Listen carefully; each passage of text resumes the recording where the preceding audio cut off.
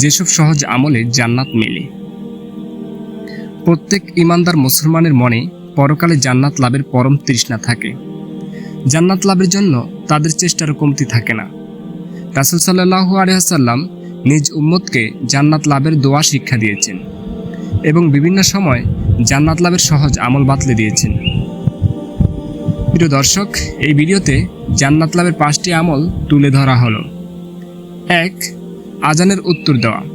ওমর বিন খাত্তাব রাদিয়াল্লাহু তাআলা আনহু থেকে বর্ণিত, রাসূল সাল্লাল্লাহু আলাইহি ওয়াসাল্লাম বলেছেন, আজানের জবাব যদি কেউ মন থেকে গুরুত্বের সঙ্গে বলে তাহলে সে জান্নাতে প্রবেশ করবে। 2. 5 ওয়াক্ত নামাজ পড়া।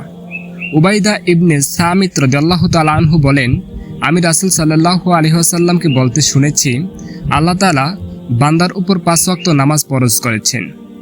যে ব্যক্তি এই নামাজগুলো যথাযথভাবে আদায় করবে এবং অবহেলাবশত তাতে কোনো ত্রুটি করবে না, তার সঙ্গে আল্লাহ তাআলার চুক্তি হয়েছে যে তিনি তাকে জান্নাতে প্রবেশ করাবেন।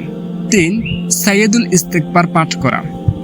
সাদ্দাদ ইবনে আউস রাদিয়াল্লাহু তাআলা আনহু থেকে বর্ণিত, রাসূল সাল্লাল্লাহু আলাইহি ওয়াসাল্লাম বলেন, যে ব্যক্তি দিনের বেলা সাইয়্যিদুল ইস্তিগফার পাঠ করবে সন্ধ্যা হওয়ার আগেই সে মারা গেলে জান্নাতি হবে, আর যে ব্যক্তি রাতের বেলা পাঠ করবে সকাল হওয়ার আগেই মারা গেলে সে জান্নাতি হবে। 4. আয়াতুল কুরসি পাঠ করা। আবু উমামা রাদিয়াল্লাহু তাআলা আনহু থেকে বর্ণিত, রাসূল সাল্লাল্লাহু আলাইহি ওয়াসাল্লাম ইরশাদ করেন, যে ব্যক্তি প্রতি ফরজ নামাজের পর আয়াতুল কুরসি পাঠ করবে মৃত্যু ছাড়া জান্নাতে যাওয়ার পথে তার কোনো বাধা থাকবে না, অর্থাৎ মৃত্যুর সঙ্গে সঙ্গে সে জান্নাতে যাবে। 5. 2 জিনিসের হেফাজত করা।